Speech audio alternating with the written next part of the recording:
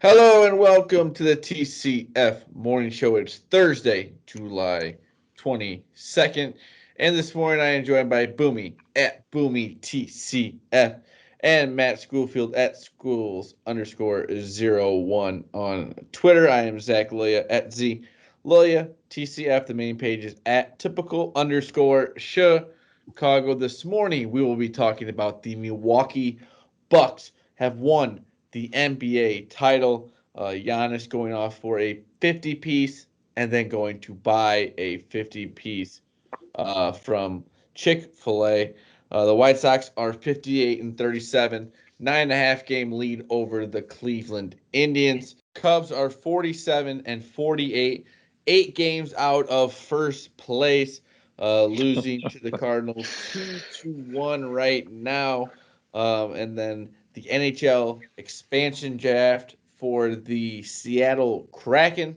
And then how we always end the show with Boomys Wacky Web Story. Follow us on Facebook, Instagram, typical Chicago fans.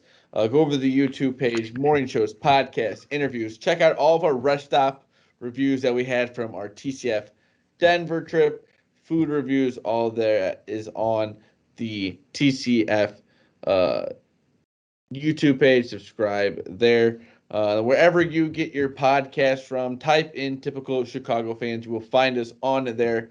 If it's Apple, please subscribe, rate, and review. If it's anywhere else, like you said, just type in typical Chicago fans. You'll find us on there. Shout out to 26shirts.com. Chicago. Boomy's always got the shirt in the background there. If you want a shirt just like that, go over to 26shirts.com, Chicago. Use the promo code typical Chicago fans at checkout for 15% off of your purchase. Again, that is typical Chicago fans at checkout for 15% off of your purchase at typical at 26shirts.com, Chicago. Also, shout out to Connect Roasters. Go over to the connectroasters.com. You will get all your coffee needs there. If you want to sign up for the home run club, every time Ian Happ hits a home run, $5 off anything in the Connect Roasters store. Go over to connectroasters.com. Follow them on all social medias. Boys, how are we doing? Specifically, Maddie, we haven't seen you in about a week here. How you doing? Good, boys. It looks like you guys had a fun trip out to Colorado. I enjoyed the following from afar on Twitter and seeing the stuff you guys did. Listen to the podcast. Shout out to what was it was your two buddies, Yeah, right? Alex and Tyler. Okay, those guys filled in admirably. Did a great job on the show. Very entertaining. Segments at the end when you guys just kind of talked about your favorite things at the end of the on the trip. Garden of the Gods sounded fun. That sounded like a Incredible. pretty legit place. So, yeah, sounded like a good trip, boys. It sure was. And like you said, like how we're doing, Zach, I'm good, but I was better a week ago. Yeah, It's one of those. unfortunately, I'm back in the TCF studio. Boomy's back in the TCF cave. We are not in Colorado anymore. We're not on the edge of a mountain. We're not, Maddie. Just so you know, we have a mountain now. It's TCF Yes. Mountain. There we go. All right, It, I heard that on the pod, so we're I, gonna I get a was curious TCF. about how I could get access and how I could make a little retreat there. But maybe we could talk off air about that. Absolutely. It's always open. I just got to call a guy. All right. Yeah, Hopefully, we Andy just might got have good to fight a access. bear, but that's a yeah. different story. As long as it's not The, Justin Fields, baby. it would not. Yeah. Well, it would not be a TCF Mountain if there wasn't a bear there. The Bears, bear down. Yeah. Um, but let's get into the NBA. The Bucks win the NBA title. Boys, were you a little confused by the shirts that said two-time NBA champion? I'm like, wait, when did they No, win they a won it with. championship? Yeah, 50 something years ago. Yeah, I know Yeah. it's a wild shirt. That's a wild shirt to be putting out That's there. even that'd be like the Bulls I now thought winning a I ring and thought then I'm reverting like back like it's the ninth one I or the thought to seventh one, myself, whatever. You know what I mean? did they win the title last year? I had to think about it.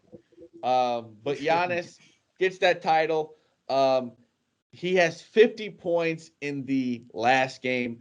Middleton and Drew Holiday both played well in Game 5, but Game 6, that was Giannis's game. He played like the superstar he is. They won an NBA title for Milwaukee. He goes to Chick-fil-A. He gets the 50-piece. What's your guys' thoughts on this? Dude, I don't know if there's like if you don't like Giannis, like you must just have a huge dump in your pants because I knew he was going to dump in his pants. I could see him lining that one thing. up. I could see him lining that one up. He's so like last night there was nothing he couldn't do. Like he was posterizing DeAndre Ayton in the post, on a great. He made DeAndre Ayton look small.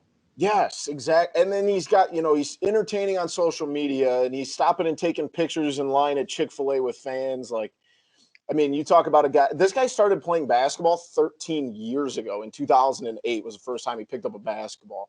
And it's like, how can you not like this guy? Like, he's fun, he's entertaining, and he's so good.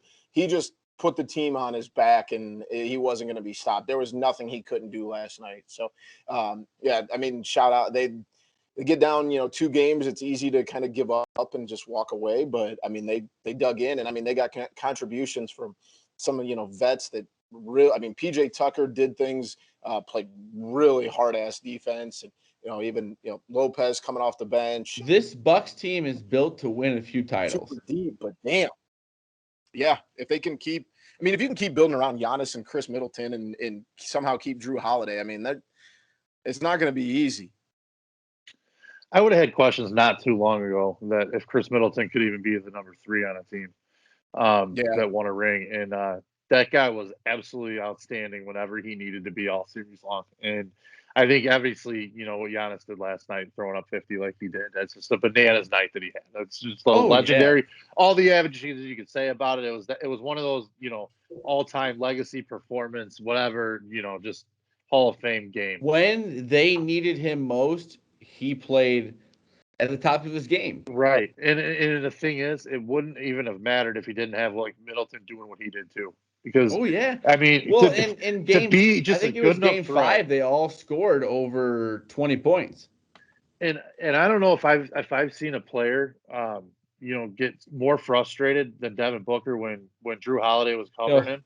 Holiday was up in his fucking jock, dude, and he just would not give him any Booker room did at not all. Play well. And Booker in was getting rattled. You could tell, and it just kept from game 5 and 6. It was just like not the same. It was just not what you expected from him, especially in game 6. Yeah, he missed some wide open. I mean, he missed like a floater. I don't think he hit a 3 in game 6. If he did not. He missed an easy shot. You could tell he was rattled. I may have placed a wager on the Suns money line, so he did not hit a 3-pointer. But the Bucks, like I said, built for the future. I think they're going to be a good team going forward. I think it's awesome that Giannis stayed around and built a team around himself. I think it's awesome. He even kind of poked fun at the super teams, and he can do whatever he wants in that moment because he just won the NBA title. So I think it's really good for basketball that Giannis is making Milwaukee a title team. Oh, Totally agree. I would like them a lot more, I think, and I tweeted this too. If the Packers weren't there, if the Brewers weren't there. Because there's definitely a rub off. Think about some of these fans right here. They are also fans of the Green Bay Packers. There is definitely a rub off. It's the same thing with like University of Wisconsin. Like I have no reason to hate UW.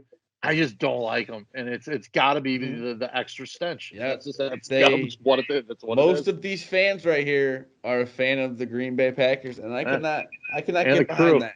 And the Brewers, and it's just like I don't need them both. I will not get behind that. I will not be fans with those people. Shout out Milwaukee, the way they showed up though outside the stadium. That was sick. That was awesome. People. That was impressive, and it was fun to watch because you could feel like how much fun the fans were having. It's I said it. I said it. Fans are back. Ago when we had the climb to the ring is got to be 10 times better than even after you win it. and the climb That's is so so much true. more fun. Especially for And a team that went down. when They you're went right on down that brink, 2-0. They went yeah. down 2-0 and then came back and won 4 straight. Like that's exciting to Yeah, be in that when moment. that climb is sick, and well, how about that transition to a Major League Baseball team in the city that's on the climb, boys? How about that Yeah. transition? Yep, the White Well Sox done, Maddie. 58-37. They have a 9.5 game lead over the Cleveland Indians. Are down to the Twins right now, like 6-2. But they have to really mess up to not win this division. Yeah. Eloy, he's down in Class A right now, starting to get his way back. Yeah, doing a little rehab. Robert, at some point in the near future, will be making his way back. This team is just going to get better. The pitching is it's awesome right now. The White Sox, if you're fans of the White Sox, you're happy and you're excited because you have the next few months to own the town. You're going to own Chicago because from the looks of it, the Cubs are not going to be making any sort of playoff run. Will most likely be trading some players away. So if you're the White Sox, you're excited. Yeah, and it's probably only going to get better. I mean, they're probably going to trade for some guys that are going to make an impact. Oh yeah, Obviously, when you're in a playoff, you don't look and see what this trade might mean in 4 years, 5 years. You can't look at it that way. You got to look at oh, we might bring in this guy that can help us now. Like, you're trying to it's win kind a of all gravy championship right now. this year. Yeah, exactly. I mean, you're in a good spot, and the Sox they're tough, man. They're just kind of doing everything right now. Obviously, they're losing today, but shoot, who cares? It's they're getting the starting pitching, the bullpens, gotten them through, and their offense, as we've talked a million times, is one of the best offenses in baseball when it's fully staffed, and even when they're not, they still have, what would you say, an 8 or 9 game lead. So they're in a good spot. They're in a very good spot, and you just got to bolster up maybe a couple spots, make a couple deals here or there, and ride it off into October. I think part of their thing is you're going to basically get two additions in Luis Robert, and then you're going to get Eloy Yeah. too. So there's two big additions offensively. Two of your best hitters. And then you get the bullpen. They're going to fortify the bullpen. I think it seems like that's where a lot of the fans on Twitter are pushing to, is that they want some bullpen reinforcements.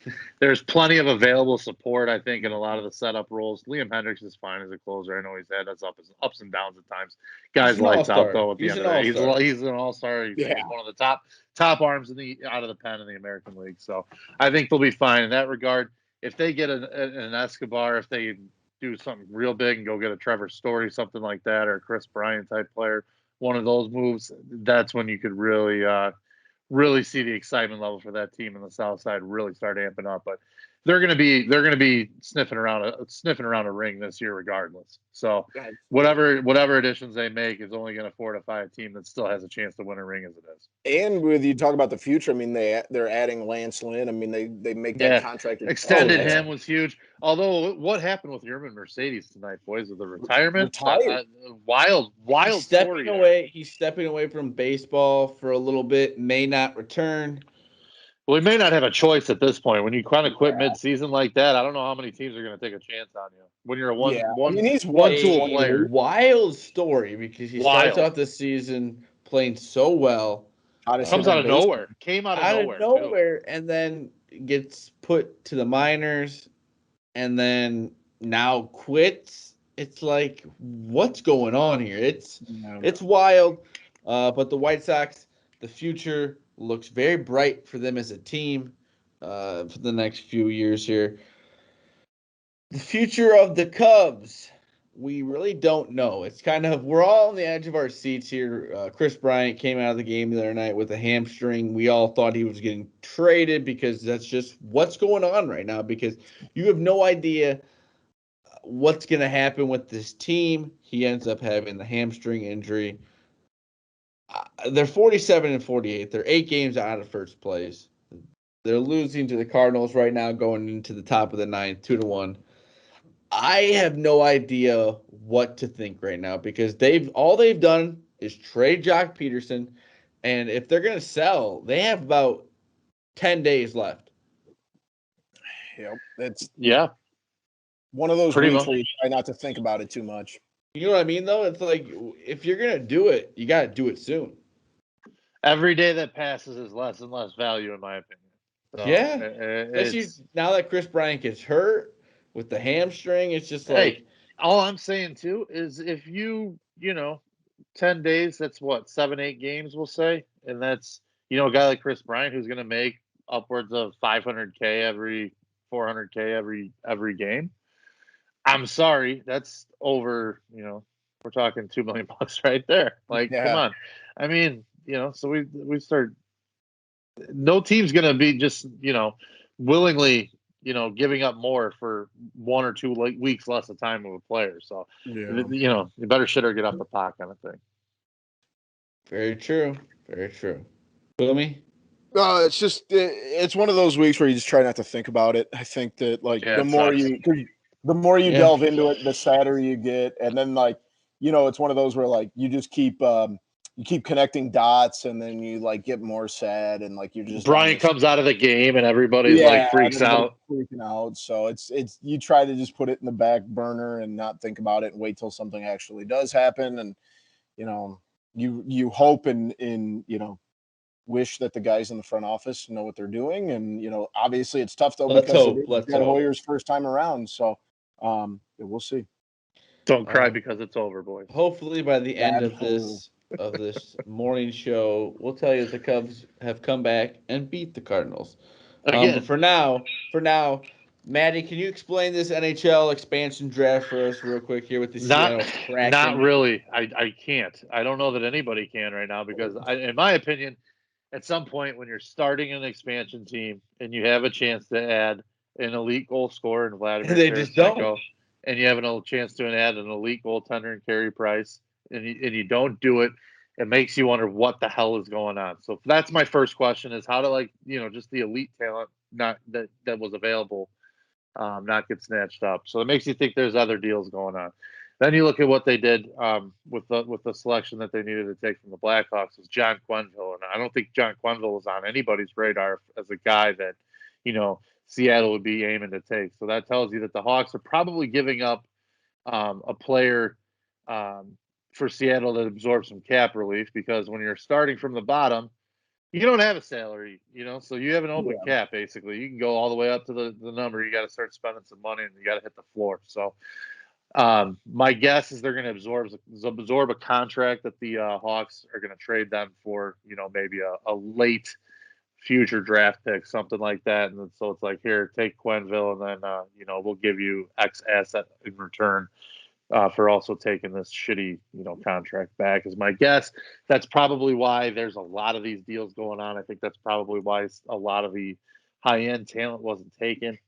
Shea The Weber Carey was Price one, available too. that Carey Price one blows was my mind. surprising to me, only just because he saw what he just did. But there Exactly. was one of the goalies they took, the Dreiger from Florida. Pretty high, pretty big prospect from a goalie perspective. He's like 27, kind of just entering his prime, has a lot of talent, and so getting a guy like that is kind of maybe a younger cornerstone is kind of what they're thinking too. Carey Price a little bit older than that. Yeah. Still has some good But miles still, left. I'm the not saying that, performance he but just put on in these playoffs, it's like that one seemed like a surefire, yeah, I mean they did taking that take one off the Jordan. They board. took Jordan Eberle from the Islanders, a good goal scorer, probably the highest in talent. It was weird too. Was they took guys that they already had signed as free agents, so guys they drafted essentially to use their slot from a certain team. So like the Yeah. Oilers, they use for their slot they use Adam Larson. They signed Adam Larson, who's an upcoming free agent. They had an exclusive right window to negotiate. So if they already So had a deal in place, I don't know why they didn't just wait and then also take another player from Edmonton because he was an unrestricted free agent in the first place. is that just So to they, save money, or is that what is no, my that? guess is they wanted to secure him and make sure that they had him, like and Gotcha. not let somebody else come in and overbid for a defenseman who a lot of talent coming in as a prospect, but never has really lived up to the hype, in my Okay. opinion. But there's Well, we saw what Vegas did a few years ago, and Vegas had a lot of these same questions. A lot of people were like, "What are they doing with some of these guys?" And they were, making deep playoff runs from the get go. So You never know. Do you see the Kraken with the lineup, or at least the guys they selected? Do you see them having any success during the first I'd year? rather, based on what they have, I don't think this is what their lineup's going to, or this is what their roster's going to look like. Okay. Based on what it Playing is, more for the future. Yeah, I don't think this is a team that's going to match up to what Vegas did when they came in. No, I don't think this is a playoff team as built. We'll have to see how it all plays out. But Boomy, do you have a wacky web story for us? Absolutely, I do. Guys, did you guys ever have goldfish as pets when you were kids? Yes. Like you wanted a fair or whatever? Mm-hmm. I think I know where you're going. I think I saw this article too. You might have, Maddie, and I know you're heading up north, but make sure you stay away from Minnesota because people are apparently dumping their live goldfish in lakes and ponds, and these things are growing out of control. Some of them are growing to be the size of a football. What?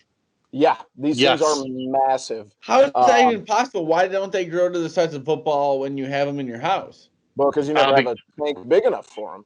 Yeah, so the tank restricts how much they can grow because these things will feed off the bottom, and so they'll scavenge crap off the bottom of lakes and stuff, and they'll just get enormous. Yep. So on Monday, the conservation in Minnesota said 18 additional goldfish were found. Some of them were 18 inches long and weighed as much as 4 pounds. Oh my goodness. That's crazy. Yeah, I saw it was like Keller Lake or something was one of the big lakes that had a bunch of them. It is insane. I kind of want to go crazy pictures. And when we say goldfish, I mean these are straight up the same ones. That's insane. Tank, only just like it looks like a nuclear ray just blew them up. And not even that. Blowfish. They can, and everybody's like, oh, well, they might be able to, like they won't survive the cold winters of Minnesota. That is actually not true because they said that these goldfish can live on very low oxygen supplies and will survive. So they can just hover the bottom. They can just hover the bottom. They'll still eat. They'll get even bigger in the winter. There you go. So don't dump your live goldfish in ponds or lakes. People don't say TCF. Stick to the toilets. Yeah, or do they get to live their best life? Yeah, do it. I don't care. Whatever. I don't gotta clean it up. It doesn't matter to me. There you go. Crazy goldfish I would love story. to catch my nephew won one at the sandwich fair. When he was like 5 years old, like one of the ping pong balls that you just you throw in, and it finally lands in one of the fish tanks. He got a goldfish, and that fucking thing lived for at least 11 years. I had one live it was like 3 or 4 a sandwich years. fair goldfish lived for like over a decade. That's wild. Yeah, that's crazy. But this has been the TCF Morning Show. Thank you to Boomy at Boomy TCF and Matt Schoolfield at schools_01 for joining me this morning. I am Zach Lilia at Z Lilia TCF. The main page is at typical_Chicago, Facebook and Instagram. Type in Typical Chicago Fans. You will find us on there. Go over to the YouTube page. Typical Chicago Fans, subscribe to the YouTube page. Podcast, wherever you get your podcast from, type in Typical Chicago Fans. You will find us on there. If it's Apple, please subscribe, rate, and review. Shot26shirts.com, Chicago, Typical Chicago Fans at checkout for 15% off of your purchase. And Connect Roasters. Go to connectroasters.com for all your coffee needs. Make sure you go on there if you sign up for the Home Run Club. Every time Ian Happ hits a home run, you get $5 off of any purchase on connectroasters.com. Anything else, boys? Let's have a beautiful rest of the week and right off into the weekend, man. It's just around the corner. I got one thing. Shout out to my nephew William. His baseball team won their league championship tonight. Let's so shout go, out William. Yeah, he got the save and the game-winning RBI. So let's go. There we go. Let's go. Little League World Series coming up here soon, huh? Right? Oh yeah. This has been the TCF Morning Show, Thursday, July 22nd. We love you all. Peace. Peace.